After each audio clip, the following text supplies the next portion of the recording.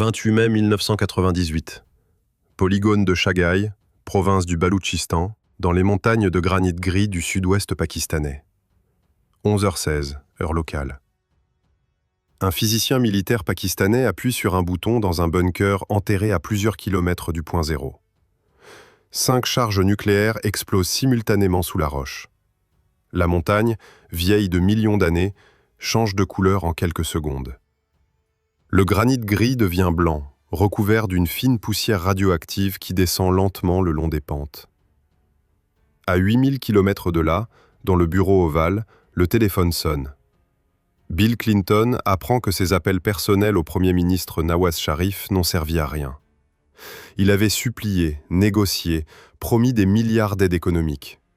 Sharif a écouté poliment et a fait exploser les bombes quand même. Le président américain pose le combiné. Devant lui, sur le bureau, le projet de décret présidentiel attend déjà. Il signe.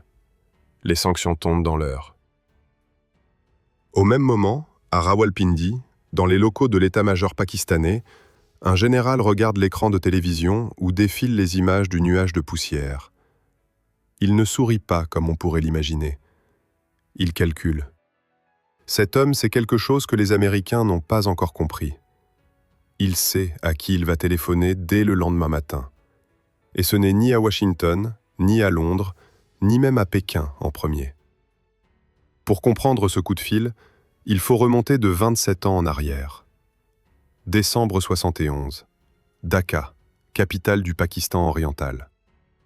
La pluie de mousson a cessé depuis longtemps, mais l'humidité reste suffocante. Le 16 décembre à 16h31, le général pakistanais Amir Abdullah Khan Miazi signe l'acte de reddition devant son homologue indien. 93 000 soldats pakistanais déposent les armes en une seule journée. C'est la plus grande capitulation depuis Stalingrad. Le Pakistan oriental cesse d'exister. Une nouvelle nation naît dans la défaite, le Bangladesh.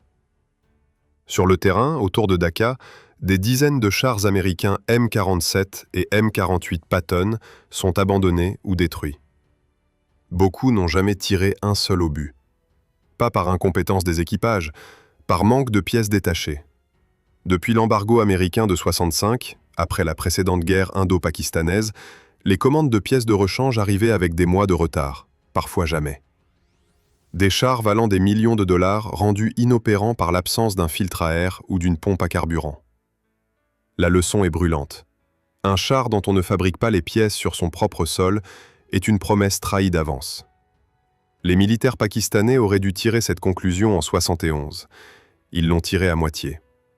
Le pays s'est tourné vers la Chine, qui livrait des copies bon marché de chars soviétiques.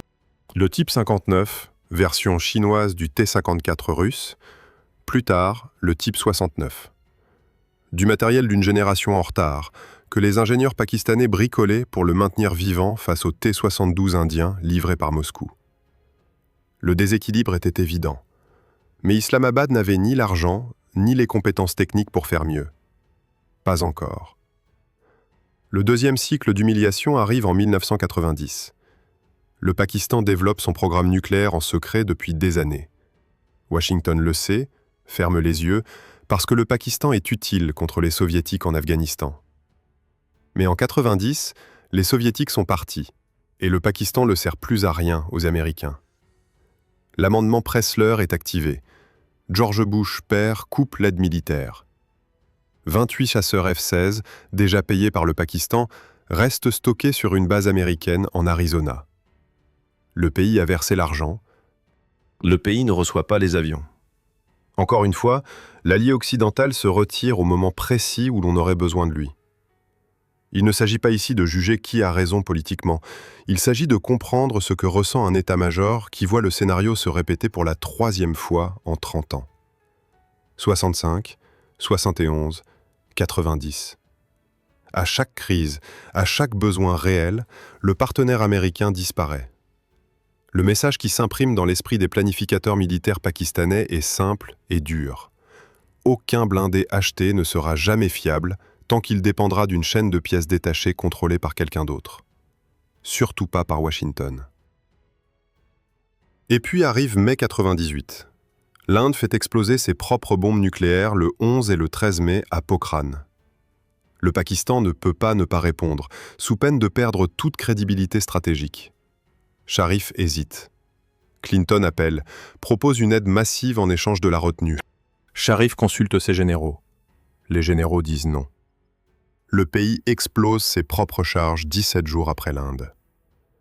L'amendement Glenn entre en vigueur immédiatement. Toutes les exportations militaires américaines vers le Pakistan sont gelées.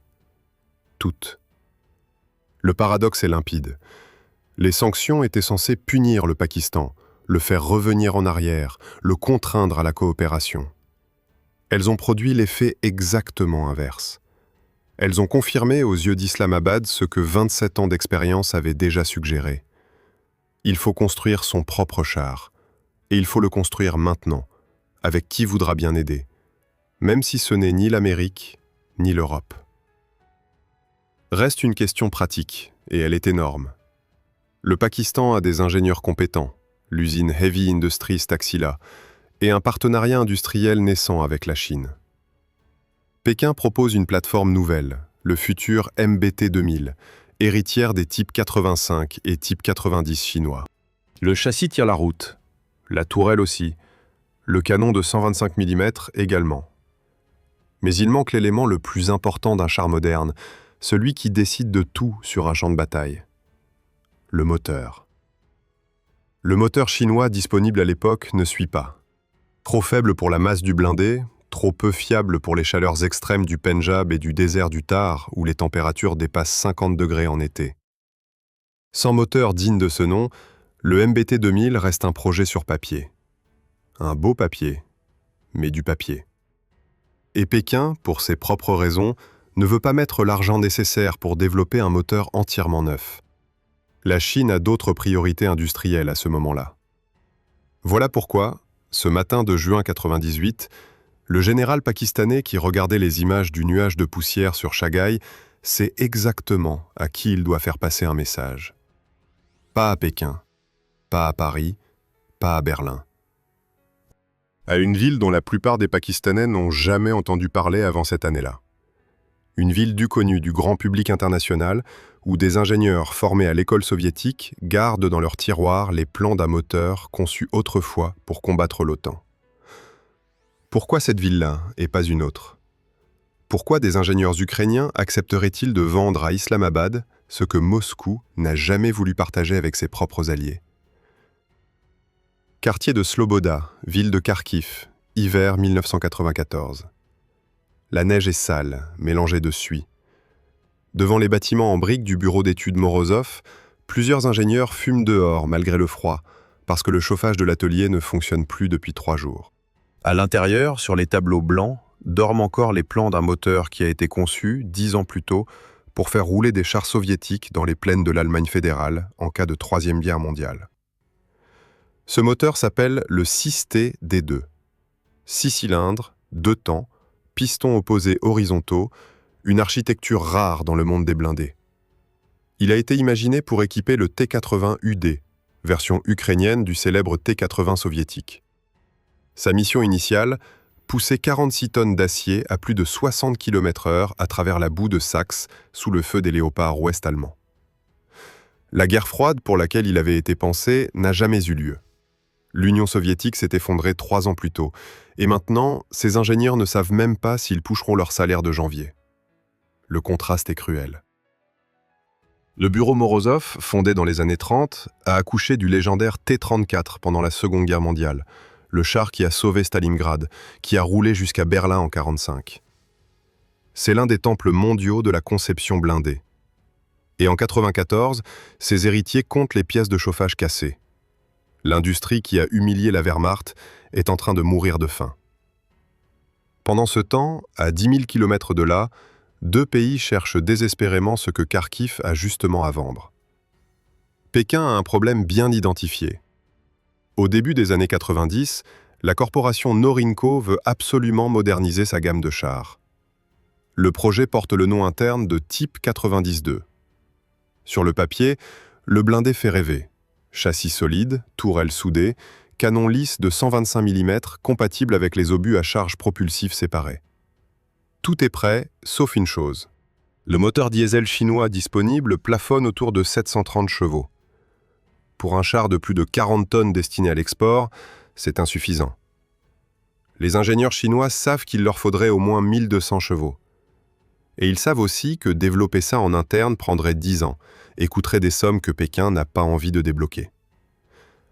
Islamabad, de son côté, regarde ce projet sino-pakistanais avec une attention extrême. Heavy Industry Taxila a déjà coopéré avec Norinco sur des modernisations antérieures, le programme Al-Zarar, qui consistait à remettre à niveau de vieux Type 59 vieillissants. Mais Al-Zarar reste une rustine. Le futur Type 92, si on lui trouve un cœur, peut devenir le premier vrai char moderne pakistanais. À condition que ce cœur existe quelque part, prêt à être acheté.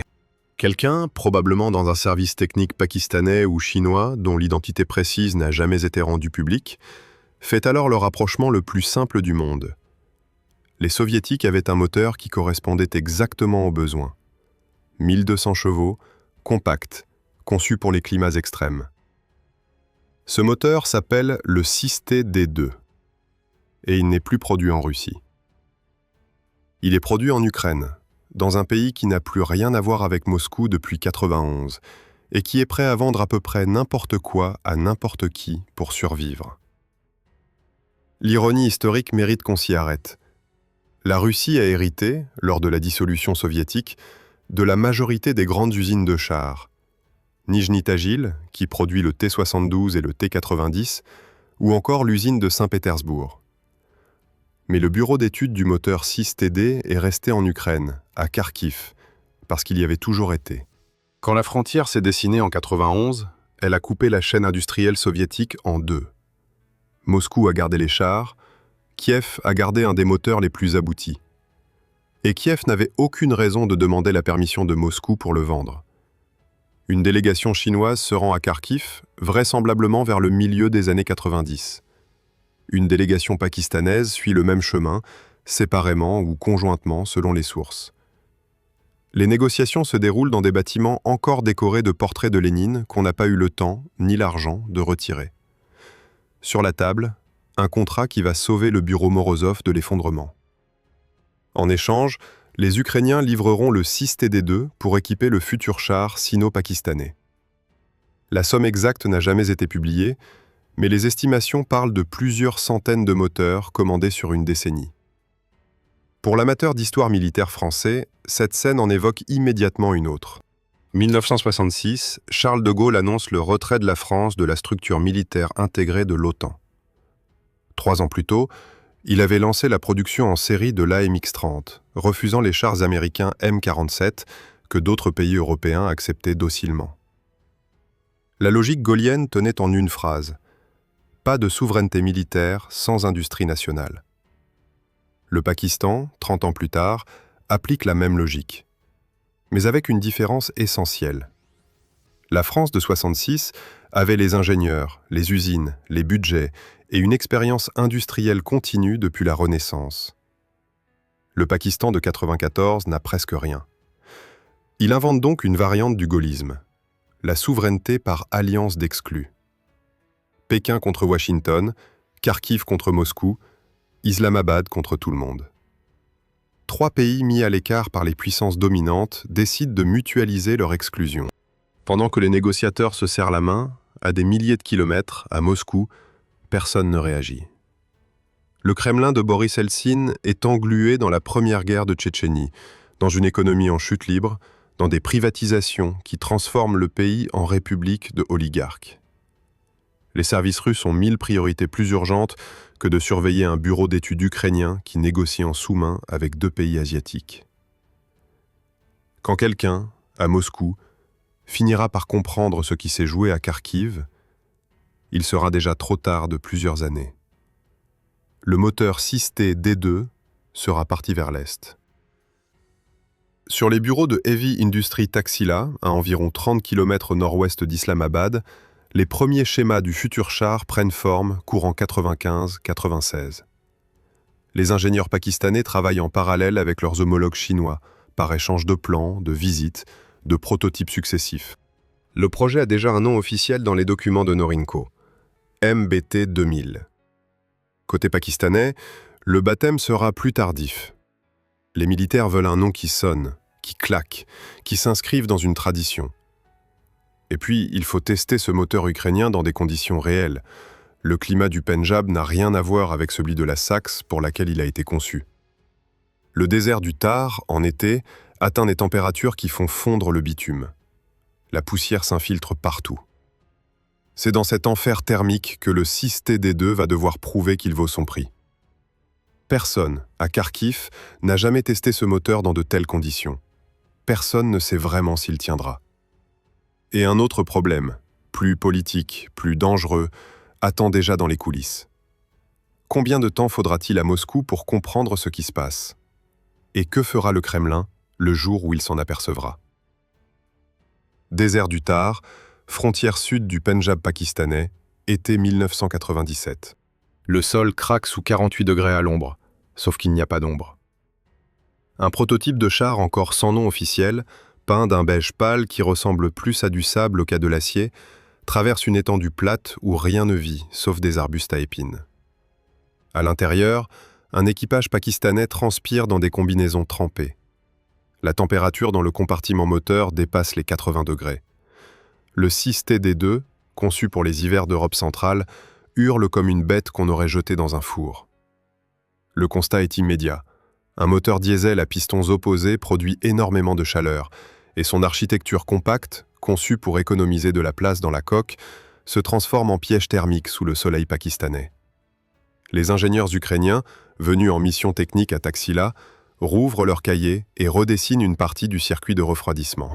Le radiateur d'origine, dimensionné pour les climats tempérés, est remplacé par un système agrandi. Les filtres à air sont triplés à cause de la poussière fine du Thar, qui s'insinue là où aucune poussière européenne n'irait jamais. Chaque adaptation prend des semaines.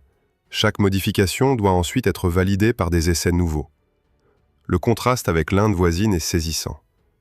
À 500 km de là, à Avadi, près de Madras, l'armée indienne tente depuis les années 80 de mettre au point son propre char national, le Arjun. Le projet est lancé en 1974. 23 ans plus tard, en 1997, l'Arjun n'est toujours pas en service opérationnel. Il pèse plus de 60 tonnes, dépasse la capacité des ponts militaires indiens, refuse de fonctionner en plein été. New Delhi, humilié, achète en parallèle des T-90 russes pour ne pas rester nu face au Pakistan. Pendant ce temps, Islamabad, avec moins de moyens, moins d'ingénieurs et moins d'expérience industrielle, voit son propre projet avancer plus vite que celui du géant voisin. L'ironie est cruelle pour New Delhi. Octobre 1999. Coup de théâtre à Islamabad. Le général Pervez Musharraf, chef d'état-major de l'armée, renverse le premier ministre Nawaz Sharif. Sharif avait tenté de le limoger pendant que Musharraf rentrait du Sri Lanka en avion. L'avion, à court de carburant, a failli s'écraser pendant que les autorités au sol refusaient l'autorisation d'atterrir. Quand Musharraf finit par toucher le tarmac, il prend le pouvoir dans la nuit, sans un coup de feu. Il est désormais l'homme fort du pays. Et, accessoirement, l'homme qui contrôle le programme du futur char national. Pour lui, le projet n'est pas une affaire de prestige, c'est une affaire de survie stratégique. Musharraf vient de l'arme blindée. Il a commandé des unités de chars dans sa carrière, il connaît le terrain. Il sait, mieux que beaucoup de civils, ce que représente la différence entre un char qui démarre par 50 degrés et un char qui ne démarre pas. Il accélère le programme. Les budgets passent, les autorisations tombent. Les ingénieurs de Heavy Industries Taxila reçoivent l'ordre d'achever la phase de pré-série en moins de 18 mois. La pression est extrême, mais le rythme tient.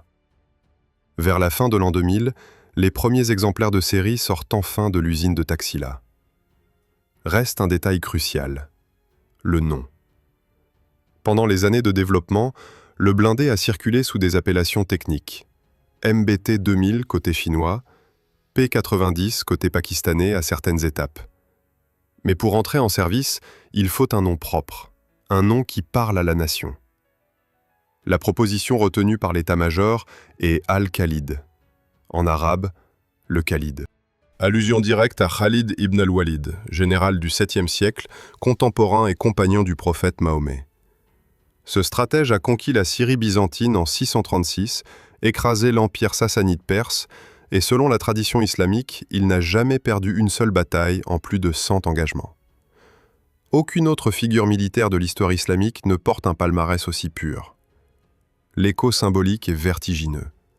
Khalid avait combattu les deux superpuissances de son temps, Byzance et la Perse sassanide, et les avait toutes deux brisées. Le char qui porte son nom est conçu pour affronter les héritiers stratégiques de deux superpuissances modernes, l'Inde, équipée par la Russie, et l'OTAN qui a tourné le dos au Pakistan. Le parallèle n'est pas accidentel. Les officiers pakistanais qui ont choisi ce nom savaient exactement ce qu'ils faisaient. Donner à un char le nom d'un général invaincu, c'est lui imposer une charge psychologique énorme, à la fois pour ceux qui le pilotent et pour ceux qui le voient arriver en face.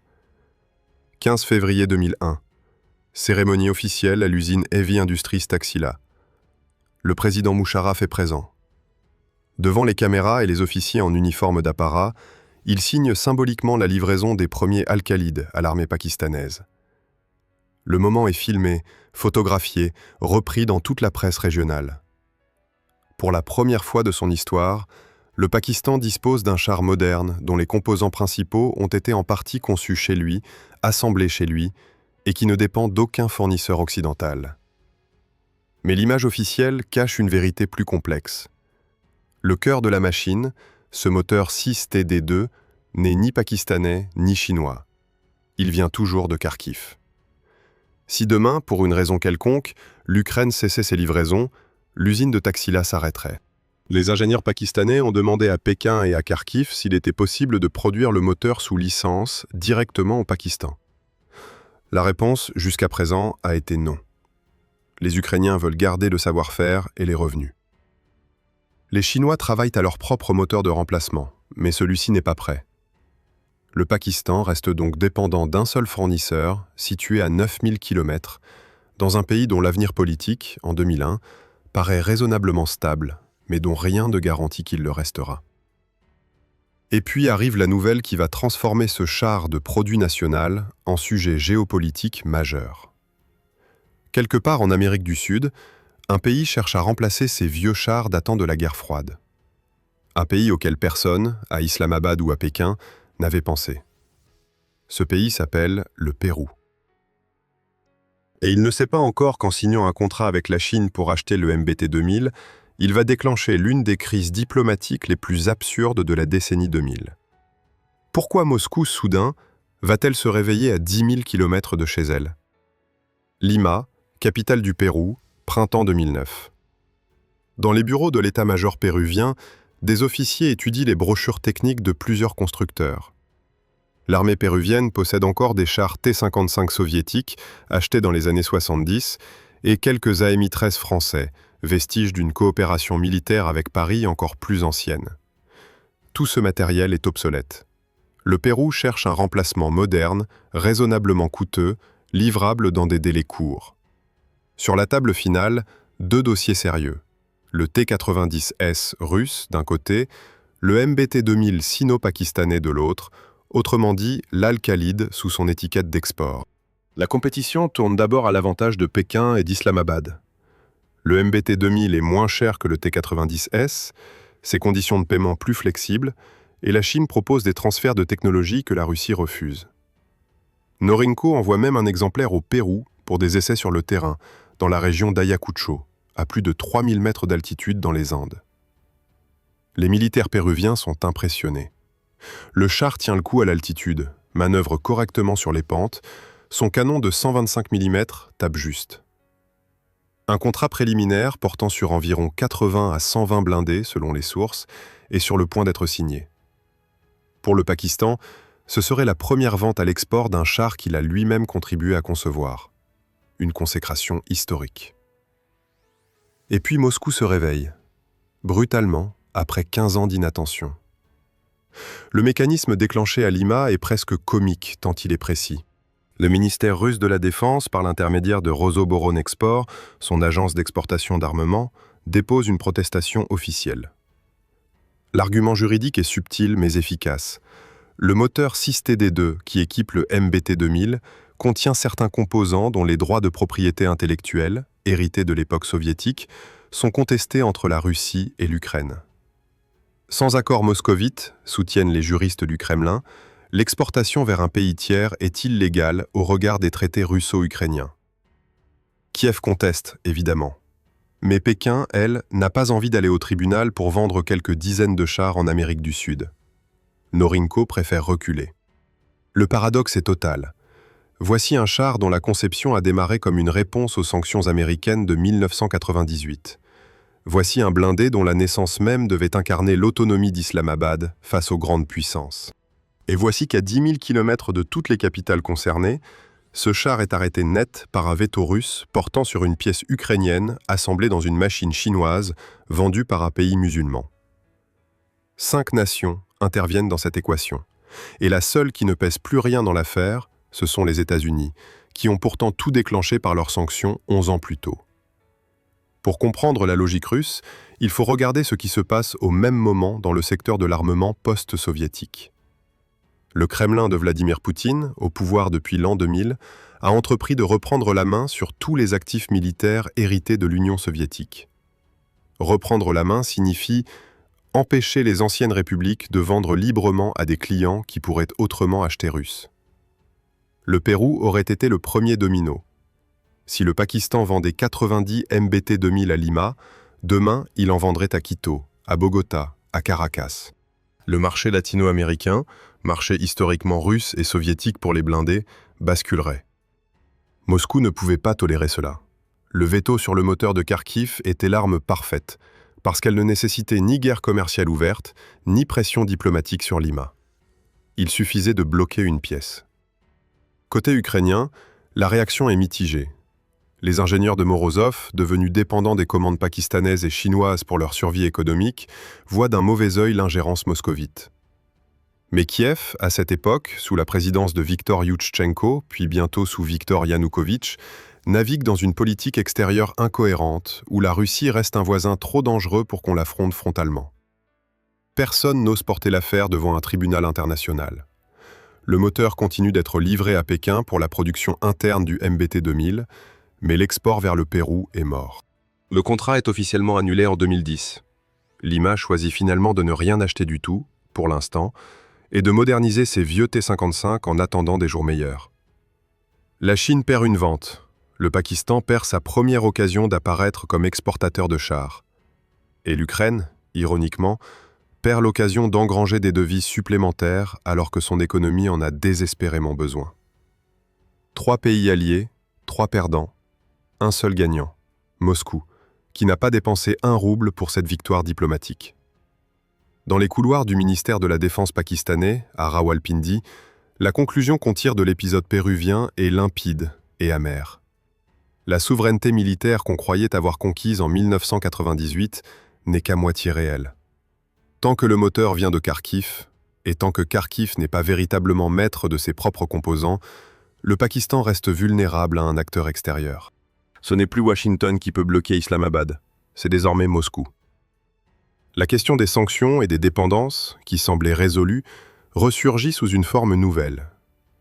Dès 2011, Norinco et HIT relancent en parallèle des programmes pour développer un moteur de remplacement, soit chinois, soit produit sous licence au Pakistan.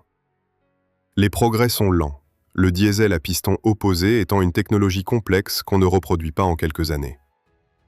Pendant ce temps, les chaînes d'assemblage de Taxila continuent de tourner avec des moteurs ukrainiens livrés régulièrement, comme si de rien n'était.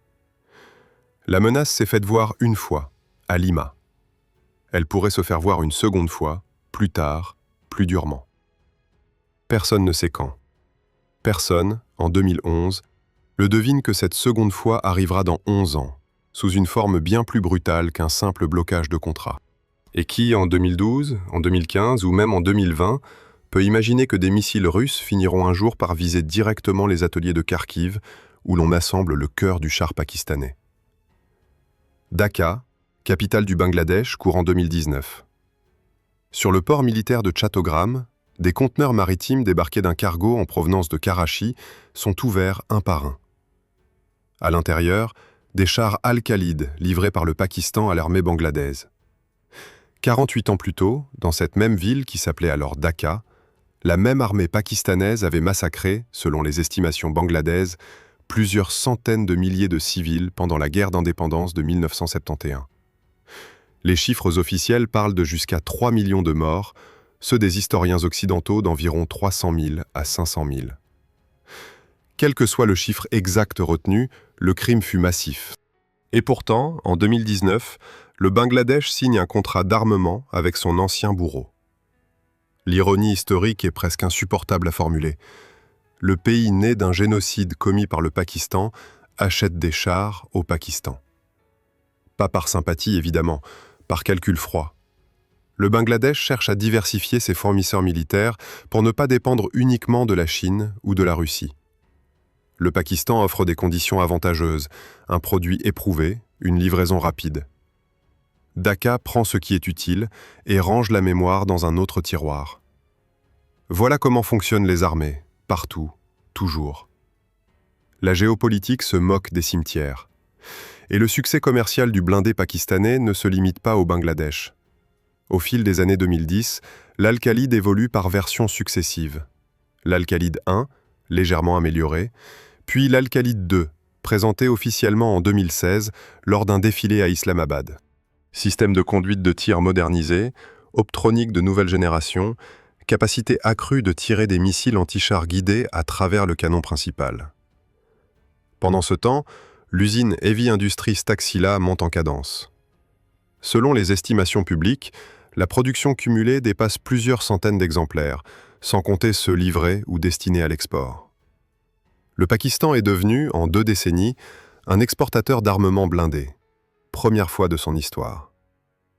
Ce parcours résonne fortement avec celui que la France elle-même a vécu sous Charles de Gaulle.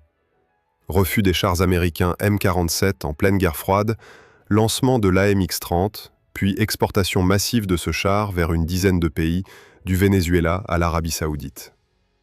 La France des années 70 gagnait des devises grâce à un blindé qu'elle avait conçu seule, dans ses propres usines de Roanne, avec son propre moteur, son propre canon, sa propre électronique. Pakistan 2020 n'a pas atteint ce niveau d'autonomie. Il a atteint quelque chose de différent, la souveraineté par diversification des dépendances. Au lieu de dépendre d'un seul fournisseur occidental, Islamabad dépend de plusieurs partenaires moins puissants. C'est moins glorieux que le modèle gaulien, mais ça fonctionne. Du moins, ça fonctionne tant que ses partenaires restent en vie.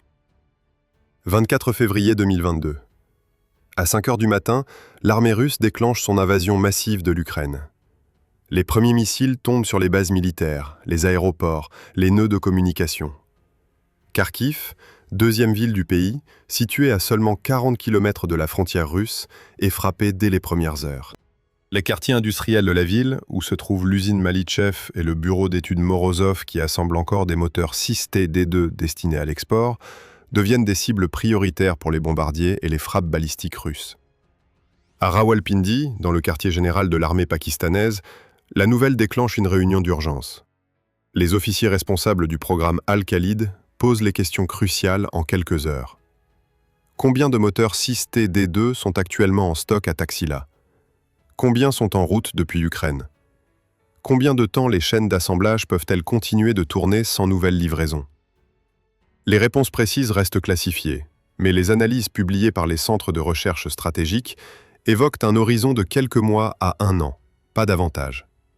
Au-delà, sans fournitures ukrainiennes, l'usine de Taxila s'arrête.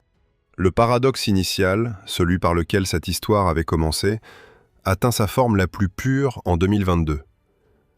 Les sanctions américaines de 1998 avaient poussé le Pakistan à chercher l'autonomie auprès de la Chine et de l'Ukraine. 24 ans plus tard, c'est précisément cette stratégie d'autonomie qui se retrouve menacée par une guerre que personne, à Islamabad, n'avait anticipée en signant les contrats de Kharkiv. Le moteur conçu pour combattre l'OTAN, vendu à un pays musulman par une Ukraine en quête de devises, se retrouve désormais menacé par les obus russes du même État qui, à l'origine, l'avait imaginé. La boucle géopolitique se referme sur elle-même comme un nœud impossible à défaire. Au moment où ces lignes sont écrites, le bureau Morozov fonctionne toujours, malgré les frappes répétées sur Kharkiv. Les ingénieurs ukrainiens travaillent sous la menace des missiles depuis plus de 4 ans. La production des moteurs continue, parfois dans des ateliers déplacés, parfois dans des sites souterrains. Le Pakistan, de son côté, accélère ses programmes pour développer un moteur national ou produit sous licence chinoise. Aucun calendrier précis n'a été rendu public.